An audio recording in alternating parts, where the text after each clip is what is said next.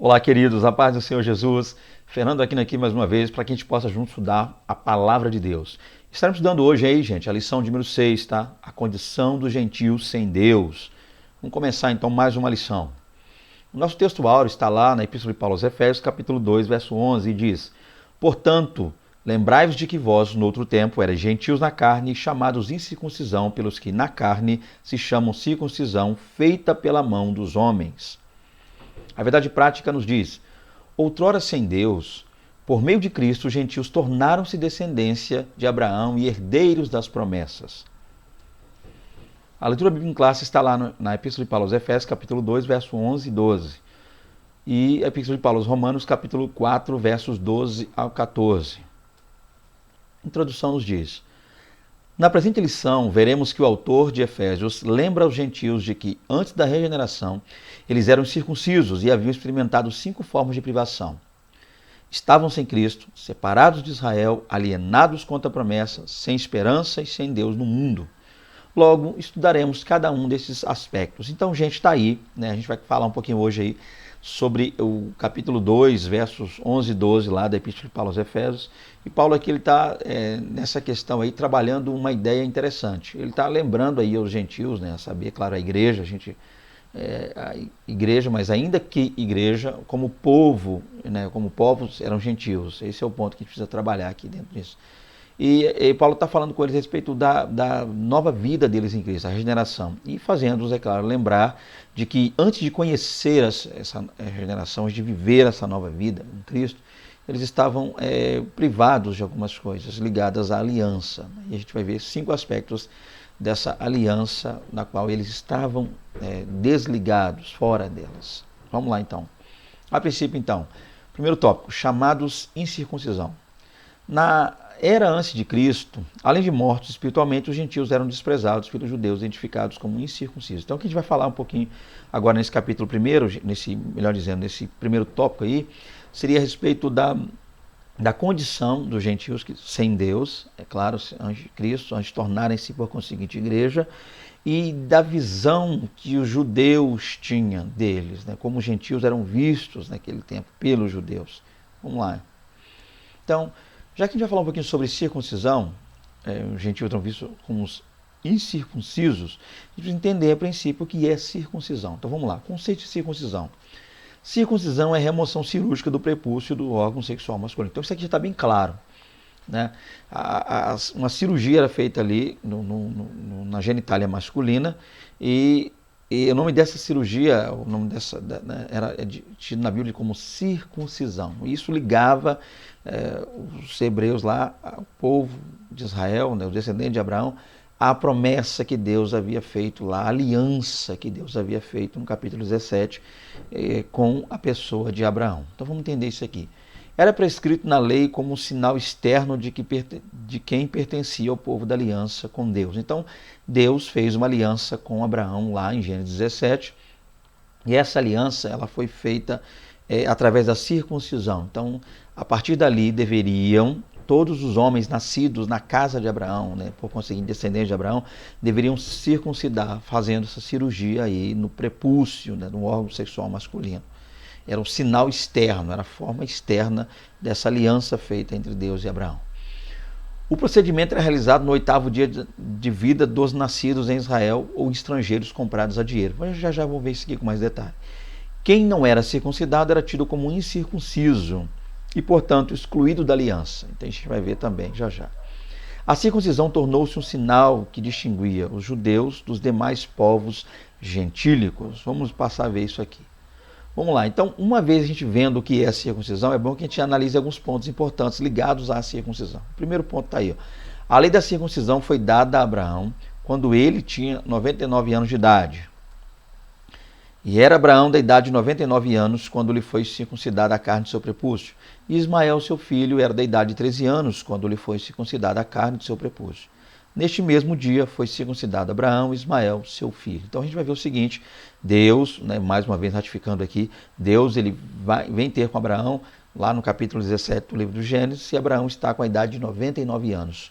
E Deus então faz essa aliança com Abraão, e nessa aliança que Deus faz com ele, a base para essa aliança, a maneira, né, de externar essa aliança, de ver essa aliança realizada com Abraão, seria através da circuncisão, que seria essa cirurgia feita no prepúcio, tá, da genitália ali masculina, ok? Então, a gente precisa entender esse ponto aqui.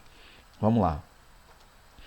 Outro ponto. Essa cirurgia, né, essa circuncisão, melhor dizendo, deveria ser realizada no 8º dia de nascido. Então, vamos ver isso aqui, outro fato importante. O filho de 8 dias, pois, será circuncidado, todo macho nas vossas gerações, o nascido na casa e o comprado por dinheiro a qualquer estrangeiro, que não for da tua semente. Com efeito, será circuncidado o nascido em tua casa e o comprado por teu dinheiro. Estará o meu conserto na vossa carne por conserto perpétuo. Então, essa circuncisão era realizada ali no menino, né, ou seja, no sexo masculino, no 8º dia de nascido. Então, Abraão foi circuncidado com 99, Ismael com 13, por conseguir todos os servos na idade que tinham lá. E a partir daí, todos que nascessem seriam circuncidados ao 8º dia. Então, a gente sabe, a princípio, que o dia da circuncisão seria o 8º dia. É claro que a gente não teria uma resposta clara por que o 8º dia. Né? Muitos perguntam, mas por que o 8º dia? O que a gente tem, pelo fato da Bíblia não descrever com exatidão e dar uma resposta clara, a Bíblia você não vai encontrar um versículo dizendo assim, tem que ser no 8º dia por causa disso e disso e disso. Não explicou a princípio por que o 8º dia. Pelo menos a gente não encontra isso na Bíblia. Então, o que a gente vai ter hoje são especulações ligadas à cultura judaica para tentar explicar isso. E há muitas eu não teria tempo hábil de falar aqui, mas a mais conhecida, eu creio, delas, é o fato de que no 8º dia a criança passa a ter percepção do mundo à sua volta. Então, pelo fato de ser, segundo a crença judaica, no 8º dia em que surge na criança a percepção, então com isso a primeira percepção que a criança teria estaria ligada a Deus. Tá? Outros vão dizer também, ligado à cultura judaica, que está relacionada ao número, né? A numerologia, a cabala judaica. Exemplo, nós temos aí a criação, 6 dias, criação, 7º descansou. Então totalizam 7 dias a criação. Então, no 8º dia seria ligado à circuncisão o fato de que os primeiros 7 dias apontam para a questão racional, no mundo racional, o mundo do raciocínio, o mundo humano, por assim dizer. Mas o 8º apontaria para um mundo além do racional, um mundo ligado a Deus, algo ligado à questão divina. Essas são aí algumas das especulações, há muitas, né, como eu disse aqui, mas essas são as mais conhecidas, as mais usualmente conhecidas aí entre nós. Vamos falar um pouquinho mais aqui. Então, outro ponto também ligado a isso. Os incircuncisos não participavam das promessas de Deus, não faziam parte do povo escolhido de Israel. Os homens de outras nações só poderiam participar dos privilégios dos judeus a partir do momento em que fossem circuncidados. Então, outro ponto que a gente precisa entender, a gente já viu isso aí, Abraão foi circuncidado juntamente com seus filhos ali, porém estrangeiros, pessoas, né, de fora ali, pessoas de outras nações, caso quisessem pertencer a Israel, adentrar, estar com Israel, elas só poderiam fazer assim, no caso o sexo masculino, se circuncidassem. As mulheres, casando-se, já automaticamente eram inseridas lá. Mas, é claro que os homens, isso seria a partir da circuncisão. Então, uma mulher casou-se com um homem judeu. Por conseguinte, ela entrava, que é o caso de Ruth, né? A gente vê aí. Ruth entrou lá não era judia, mas passou a ser, né? Mas o caso lá de um homem, o homem não era só se casar com uma mulher judia, que o faria judeu, não. Ele precisaria também circuncidar-se para então passar a pertencer, tá, aos judeus, ao povo hebreu. Porém, se algum estrangeiro se hospedar contigo e quiser celebrar a Páscoa ao Senhor, seja-lhe circuncidado todo macho.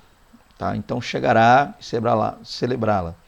E será como natural da terra, mas nenhum incircunciso comerá dela. Então, se não circuncidasse, não participava das questões, festas e questões ligadas ao judaísmo, e por conseguinte, é claro, também as promessas de Deus entregues lá a Abraão, melhor dizendo, lá no capítulo 17. Outro ponto, então, o significado religioso. Já que a gente já viu o significado, né, da questão, o significado litúrgico, o significado histórico da circuncisão, é bom que a gente compreenda. Existe um significado religioso por trás da circuncisão? Sim, vamos ver qual é agora. Seu significado religioso apontava para a santificação, ou seja, a separação. Então, quando Deus ali chamou Abraão e deu a ele, no capítulo 17, fez com ele essa aliança, então Deus estava separando Abraão e, por conseguinte, todos que estavam ligados a ele. Então aponta para a santificação, ou seja, uma separação. Então, religiosamente falando, também aponta para isso, tá? Santificação. Não que a circuncisão tornasse Abraão mais santo, mas ela o separava, ela o tornava, lembrando que a santificação nem sempre é uma questão comportamental. A santificação também aponta aí para algo que está separado, consagrado. Então Abraão, a partir daquele momento, e sua descendência, sua prole, passou então a estar consagrado, separado a Deus.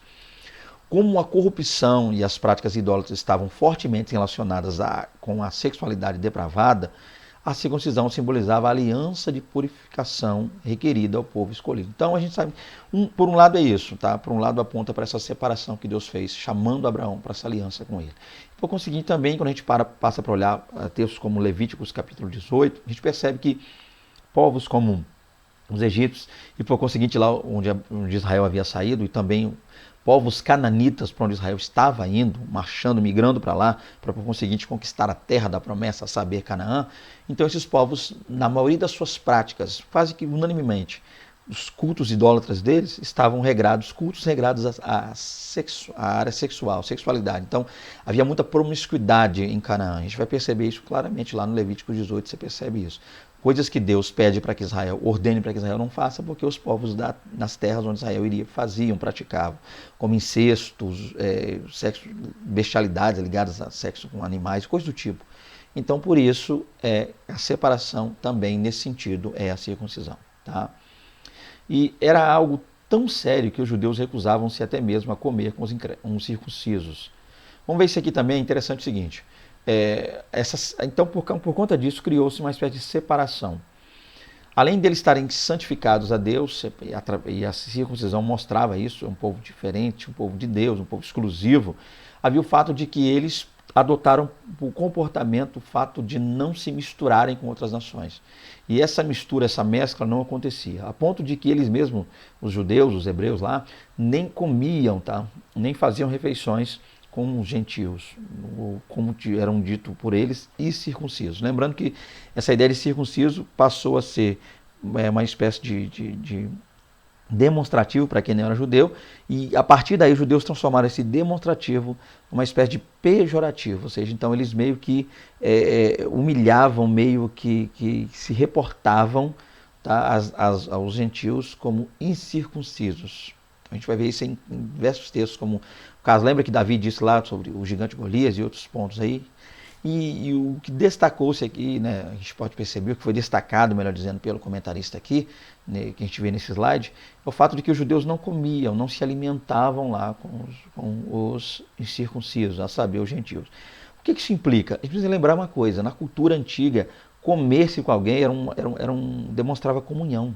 Então, quando eu me assentava para me alimentar com alguém, dividia a minha mesa, dividia ali aquele momento de refeição com alguém, eu estava em comunhão. Então, comer com alguém demonstrava comunhão. Então, o fato dos judeus, como você quiser falar, judeus, hebreus, vamos usar o texto aqui, como os judeus não comiam com os gentios, isso demonstrava para que eles não queriam comunhão, não queriam proximidade, não queriam vínculo nenhum com eles.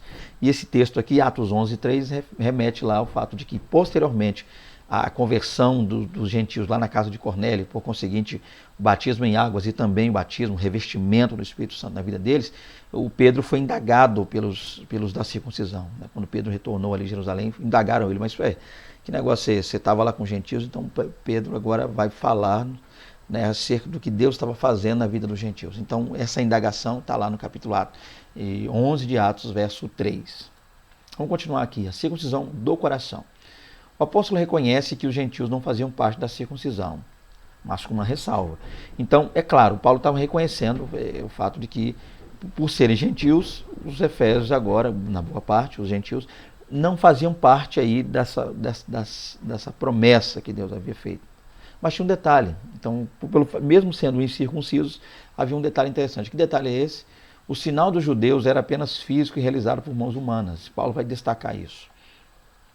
A boa nova que Paulo traz é a de que a verdadeira circuncisão não se tratava de uma operação externa na carne, realizada pelos homens, mas que foi feita no interior, aqui é a do coração. Então, Paulo está dizendo o seguinte: ainda que vocês não participem da circuncisão, uma promessa, uma aliança feita lá entre Deus e o pai Abraão, ainda assim, hoje, a verdadeira circuncisão não é mais esse sinal feito na carne. Por quê? Porque os judeus só tinham um sinal.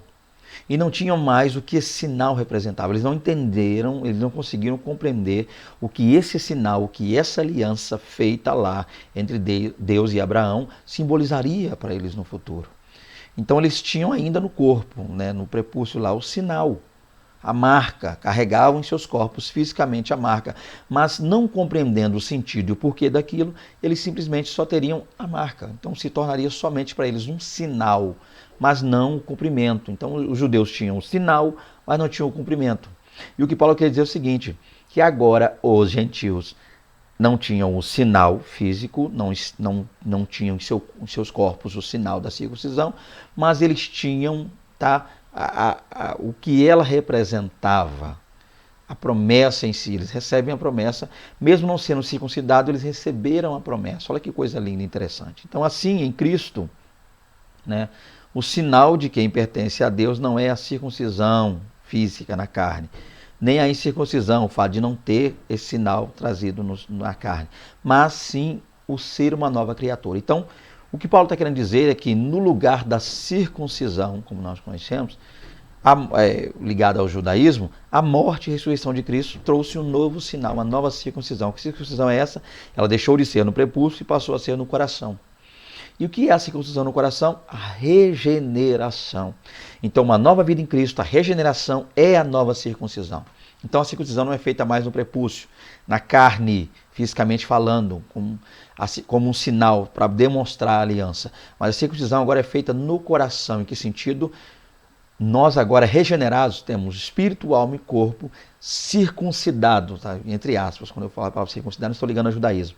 Então Paulo está dizendo o seguinte, ele está usando essa metáfora para dizer que a circuncisão agora é no coração, ou seja, então não é mais uma parte do corpo marcada para mostrar a promessa, é todo o corpo, é a alma por completo, é o espírito inteiro, é regeneração que é aí mostrando para nós a nova circuncisão. Então você e eu somos circuncidados em que sentido? Não no corpo, não na carne, mas circuncidados no coração. Em que ponto nós somos circuncidados no coração? Na regeneração. Então essa nova vida em Cristo marca uma nova era, uma nova etapa, uma nova história em nós. Então mais importante do que a circuncisão na carne, sinal da aliança entre Deus e Abraão, é a circuncisão do coração, a nova vida em Cristo, a regeneração. As coisas velhas se passam e eis que tudo se faz novo. Então, gente, para aí, professor, que vai lecionar essa lição, explica aos seus alunos que a regeneração, o novo nascimento, uma nova vida em Cristo, é hoje a circuncisão no coração. Uma mudança, então, é a santificação acontecendo e chegando em nós. Tá? Esse é o ponto a ser compreendido e entendido aí. Mais importante que um sinal físico na carne é o novo nascimento, a regeneração por completa, não só mais na carne, mas no espírito, na alma, tá, também, juntamente. Esse é o ponto aí. Vamos continuar aqui. Então nós temos aqui o segundo tópico. Estranhos ao concerto da promessa. Então entendemos lá, esse é o ponto aqui. Sempre que você mudar de tópico, é bom que você entenda o que você falou anteriormente. Então a ideia lá foi conceituar circuncisão. Entendendo já o que é a circuncisão e o que é a circuncisão hoje, vamos ver como eles estavam, como era a vida lá dos gentios antes da entregar a vida a Cristo. Então eles eram estranhos ao concerto da promessa. Esse é o segundo tópico. Nessa parte, o apóstolo Paulo aponta a situação dos gentios. Naquele tempo, estavam sem Cristo, separados da comunidade de Israel e estranhos aos concertos das promessas. Esse é o ponto que a gente vai trabalhar aqui agora. Vamos lá. A vida sem Cristo. Uma vida sem Cristo. Ao descrever a história passada dos gentios, o apóstolo traz à memória que naquele tempo, olha a expressão que Paulo usou, naquele tempo, isto é, antes da regeneração, eles viviam imersos no paganismo e, portanto, sem Cristo. Então, o que Paulo está dizendo? Paulo agora os remete, os faz lembrar ao tempo que eles viviam sem Cristo. E que tempo é esse? O tempo na qual eles ainda não haviam recebido a regeneração, não haviam sido regenerados por Deus. Então, vivendo sem Cristo, eles estavam imersos aonde? No paganismo. Então, Por quanto mais eles se aprofundavam lá no paganismo, por quanto mais eles se aprofundavam na idolatria, por quanto mais eles se aprofundavam nas suas religiões, a saber, religiões gregas, religiões de mistérios, religiões romanas, todo aquele panteão, uma mescla de diversas religiões misturadas ali, adoração a diversos deuses, por conseguinte, naquele tempo esse povo estava sem Cristo. Esse é o ponto. Isso indica que o quê? Que a religiosidade dos gentios era incapaz de inseri-los na promessa messiânica da salvação. Então, o que a gente precisa entender isso aqui? O que isso é para nós hoje? A gente sempre explica e aplica. Então, aplicando a nós hoje. O que a gente precisa entender é que se a gente continuasse andando segundo o curso do mundo, lembrando que Paulo falou lá no capítulo 1 que eles estavam, a princípio, no capítulo 1 e 2, né, no início do 2, mortos. Então, a vida sem Deus, a gente viu isso na aula passada, uma vida, a gente estava morto, não vivíamos. Então, não há como viver sem Deus. A gente vegeta, acha que está vivo quando na verdade está morto. Esse é o ponto. Então, Paulo está dizendo que se eles continuassem como estavam, eles jamais, por méritos humanos, meios humanos, chegariam a Cristo. Tanto é que Paulo falou que isso vem da fé, né? Isso é dom de Deus, não vem de nós, é dom de Deus. Não por obras humanas. Então, as obras humanas que eles realizavam, essa busca pela crença, essa busca por Deus, da maneira que eles estavam fazendo, jamais o levariam a Cristo, por conseguinte, a Deus. Também significa que eles desconheciam a Cristo, como também eram indiferentes às promessas acerca da lei e de sua obra. Então, desconhecendo a Cristo, eles também desconheciam a Deus, e desconhecendo a Deus, eles desconheciam as promessas que Deus havia feito. Então esse é o ponto. E eles levavam uma vida sem Cristo. Então Cristo, ainda quem sabe ainda alguém tenha ouvido falar historicamente naquela época de Cristo, mas por fato de não entregarem a vida a Cristo, eles ainda não o conheciam. Esse é o ponto. Vamos continuar. Separados da comunidade de Israel. Então primeiro eles estavam sem Cristo. O primeiro ponto é esse. Viviam sem Cristo. Viver sem Cristo quer dizer o quê? Não gozavam da salvação, e não tinham direito lá aos privilégios que aqueles que em Cristo têm. Segundo ponto, separados da comunidade de Israel. Ainda no versículo 12, o apóstolo salienta a desvantagem de os gentios não pertencerem à comunidade de Israel. Eles estavam excluídos não só dos símbolos externos, mas também não faziam parte do povo escolhido e, consequentemente, não podiam usufruir dos privilégios da aliança de Abraão, né? Romanos 9:4. Então, a princípio, os gentios eram incircuncisos, não eram circuncidados, mas uma vez se entregando a Cristo, receberam a circuncisão mais importante, que é a circuncisão do coração, a gente viu isso lá no tópico passado, mas eles também, além de ser circuncisos, eles também estavam afastados de Cristo. Olha que coisa interessante. Não conheciam a circuncisão, por conseguinte, a promessa, a aliança feita entre Deus e Abraão, mas também estavam afastados de Cristo, não conheciam a Cristo. E além disso, estavam separados da comunidade de Israel, havia uma separação. E é isso que é interessante, que Paulo quer mostrar aqui para nós na Epístola aos Efésios, é que esses povos viviam separados, ainda que perto, geograficamente falando, ainda que Israel estivesse ali, a Palestina, dentro dos domínios lá do Império Romano, mas havia um muro espiritualmente entre eles, entre esses povos, a saber, gentios e judeus, gentios e hebreus.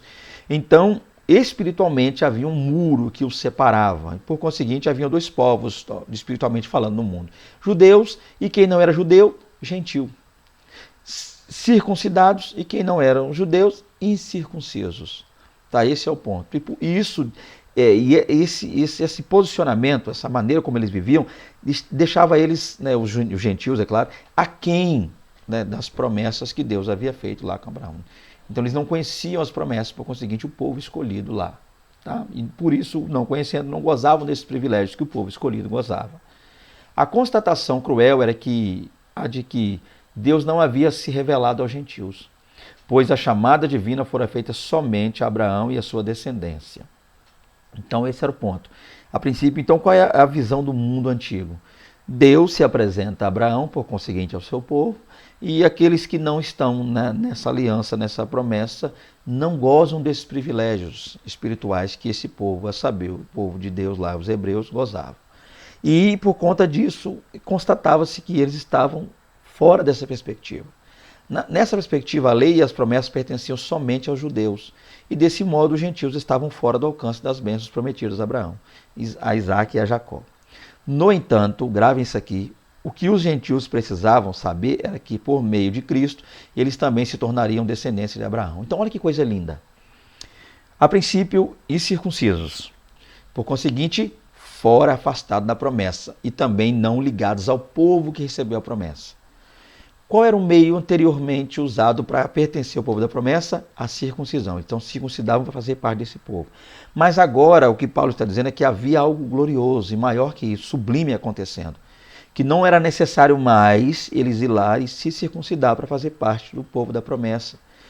Através de Cristo, os gentios incircuncisos passavam a fazer parte da promessa feita a Deus a Abraão, e os judeus, mesmo circuncidados, estariam fora da promessa. Mas, uma vez entregue a Cristo, eles também eram automaticamente inseridos nessa promessa. Olha que coisa linda e maravilhosa. Então, o que Paulo está querendo dizer é que a partir de Cristo, a salvação agora está ligada somente a Ele.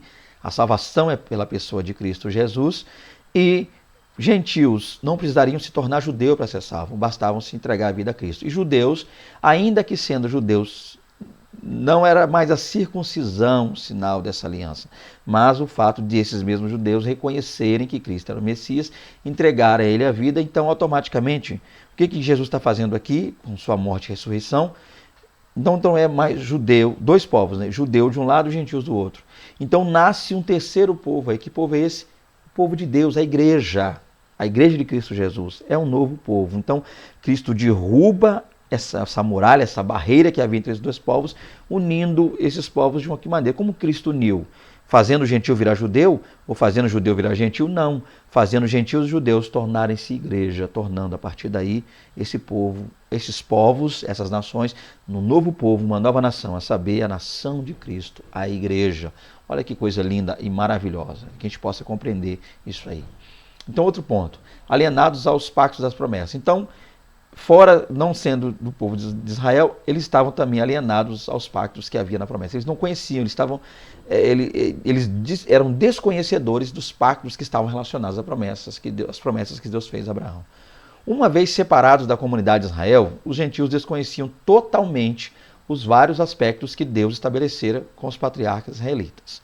Esses pactos giravam em torno da grande promessa do advento do Messias. Então, outra coisa que eles não conheciam, uma vez incircuncisos, uma vez desligados de Israel, uma vez desconhecedores lá da aliança e do pacto que Deus fez com Abraão, eles também estavam fora das promessas, no sentido, né, claro, eles desconheciam as promessas. Então, esses pactos que Deus fez giravam em torno de quê? Primeiro, o pacto abraâmico. Lá quando Deus fez um pacto com Abraão, está ali Gênesis 12, 1, 3, né, que a gente conhece muito bem de cor, em salteada, quando Deus chamou Abraão e disse para que Abraão saísse da terra, da casa do pai, da parentela, né, e fosse lá da terra que ele estava, fosse uma terra que Deus ainda ia mostrar. Então, havia um pacto chamado pacto abraâmico. Que pacto é esse? Que Deus faria de Abraão uma grande nação. Aí nós temos o pacto mosaico. Né? O pacto mosaico é o quê? Quando Deus agora entrega a lei, e dentro da lei Deus fala, ó, eis que põe diante de vós bênção e maldição. Quem estiver fora desse pacto aqui, maldição. Quem estiver dentro, bênção. E por conseguinte o pacto davídico, quando Deus agora, ele perpetua a aliança dele com Davi. Então na descendência de Davi, Deus cria com a descendência de Davi uma aliança. Então esse é o pacto davídico. Esses pactos eram reiterações da promessa messiânica. Então, Deus, ao longo do tempo, foi reiterando, ratificando essa promessa. Primeiro com Abraão, por conseguinte com Moisés, por conseguinte com Davi. Tá? É uma promessa que Deus havia feito. Se a gente parar para olhar, Gênesis 3,15, lá atrás, né? Deus fez da descendência, da semente da mulher viria um que esmagaria a cabeça da serpente. Então, vamos continuar aqui. Esses pactos eram reiterações da promessa messiânica. Os gentios não tinham noção deles e, por conseguinte, estavam alienados de qualquer promessa ou esperança messiânica. Agora, uma vez regenerados em Cristo, é revelada a grandeza do amor divino. De alienados da promessa por meio do sangue de Jesus, os gentios tornaram-se herdeiros da maravilhosa promessa. Olha que coisa linda. Então, de alienados da promessa, agora, através do sangue de Jesus, eles se tornaram herdeiros. Então, uma promessa que eles não conheciam, algo que eles nem sabiam, por a maior parte do que existia, do que havia, e às vezes por ouvir falar, ler sobre a cultura judaica, conhecer só de ouvir falar, uma coisa que eles nem conheciam, algo que lhes era desconhecido, passou a ser para eles agora também uma herança. Olha que coisa linda. Então, olha o salto que os gentios deram. Olha que coisa tremenda. Nós, gentios, né, demos. A gente estava desligado dessas promessas, éramos desconhecedores, alienados a tais promessas, tais pactos, mas ainda que nós não estivéssemos inseridos nesses pactos, uma vez em Cristo, nós fomos agora inseridos e tornamos herdeiros dessa promessa. Olha que coisa linda. Então, o que os hebreus herdariam, nós também em Cristo passamos a herdar. Esse é o ponto aí desse slide, desse subtópico. Então, vamos analisar aqui, gente. Terceiro tópico. Sem esperança e sem Deus. Agora Paulo passa a descrever a situação dos gentios que os gentios viviam, não tendo esperança e sem Deus no mundo. Vamos continuar aqui então. Desprovidos da esperança.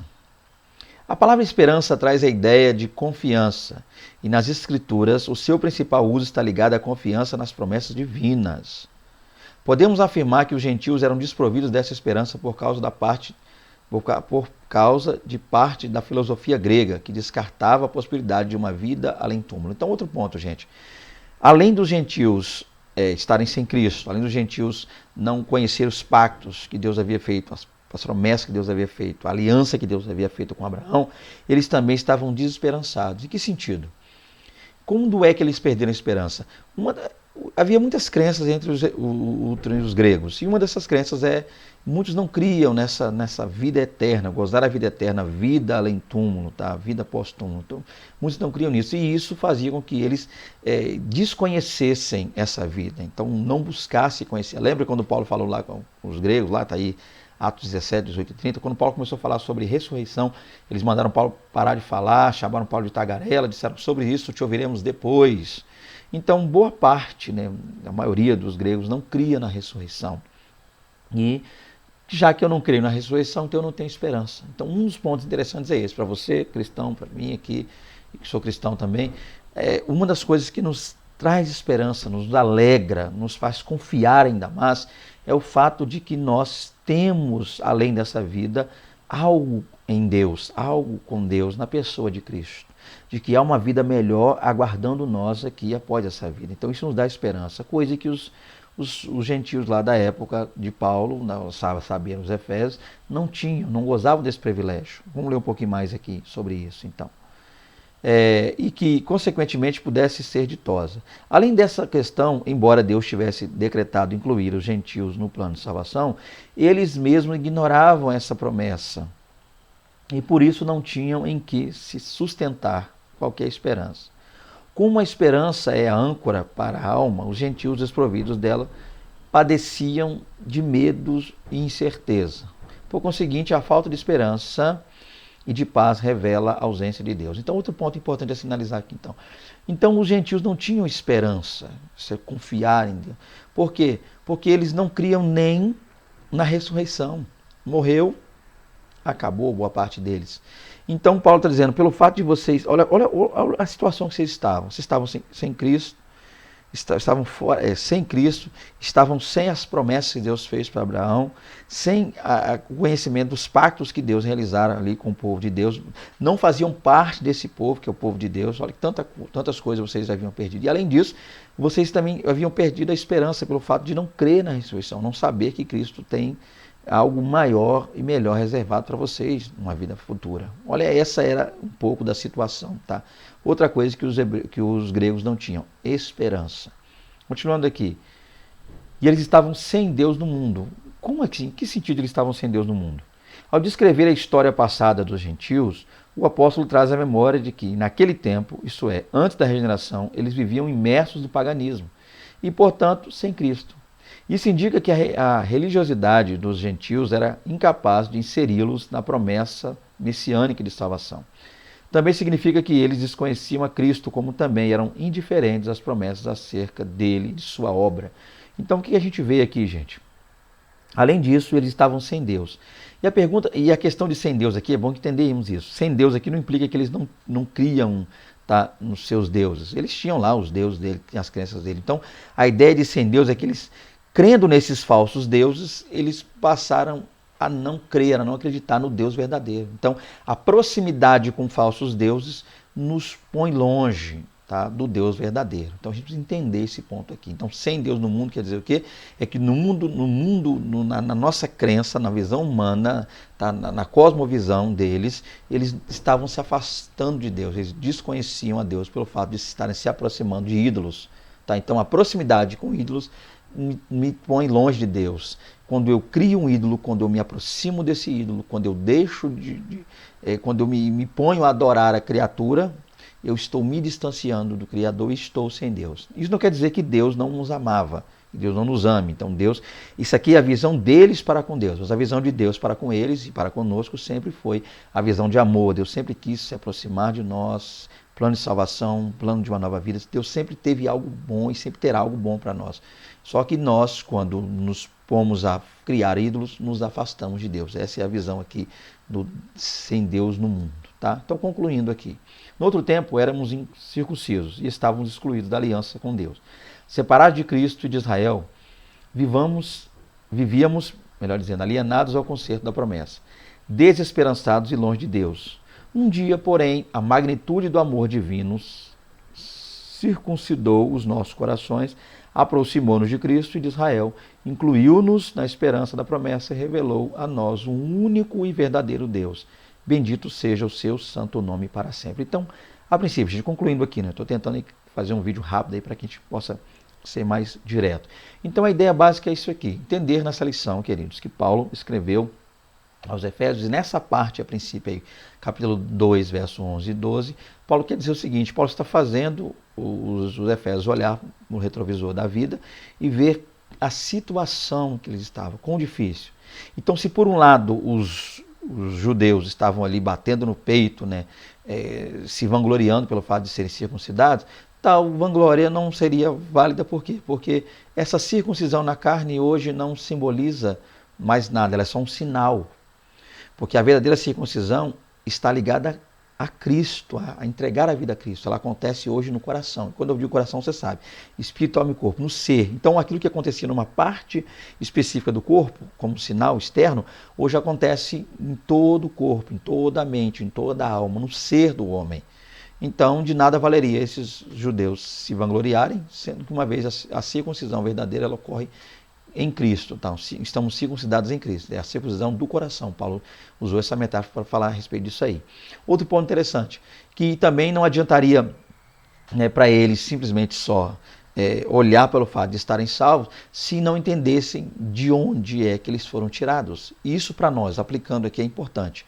O que me adianta estar aqui sentado hoje, cristão, crente, gravando um vídeo para tentar lhe auxiliar numa aula com um professor de EBD, se eu realmente não entender de onde é que Deus me tirou, que eu estava longe de Deus, sem Cristo, longe de Deus, afastado do Senhor, criando meus próprios ídolos. Eu mesmo era um ídolo meu, me idolatrava, achando que eu era um tal. Então, se eu não entender de onde eu saí, eu jamais conseguirei entender que eu preciso trabalhar hoje a ponto de explicar para as pessoas, tá, que a vida que elas levam sem Deus hoje, para que caminhos levará. Então, Paulo explica isso, Paulo aplica isso. Tá? O que Paulo quer dizer é que havia uma separação, que os gentios não eram melhores que os judeus, que por conseguinte também não eram melhores que os gentios, tá? Que os circuncidados não eram melhores que os circuncisos, mas que Cristo derrubou essa barreira que havia entre eles, formando um só povo, a saber, a igreja. E que nós precisamos, em Cristo também, orar para que barreiras sejam derrubadas e que os povos se unam, tá? Que haja uma união, que as pessoas, quando eu digo povo se unem, estou dizendo que haja uma união, tá, entre judeus ou não judeus, que quer que seja, né, gentios, como a gente quer falar hoje, mas que todos se tornem um só povo, a saber, igreja. A salvação vem de Cristo Jesus. Esse deve ser o foco da nossa aula aí, tá? Aí mais uma aula gravada, na glória de Deus, mais uma lição. Espero que Cristo que você tenha conseguido compreender aí. Se eu não fui claro o suficiente, está aí o nosso contato, sinta-se à vontade para nos procurar, fazer como muitos estão fazendo, enviando mensagens via Zap, o áudio, a gente responde com todo amor, todo carinho, aquilo que eu não consegui passar por completo a vocês, não consegui trazer à luz do entendimento, para que o Espírito Santo vos fale e que sentindo o desejo de conhecer um pouco mais, aprender mais, contactar-nos aí, fica à vontade, está aí o nosso telefone, está aí o nosso contato. Que Deus os abençoe, né? A paz do nosso Senhor Salvador Jesus Cristo a todos vocês. Um grande prazer estar com vocês. Até a próxima aula. Querendo Deus, em nome de Jesus.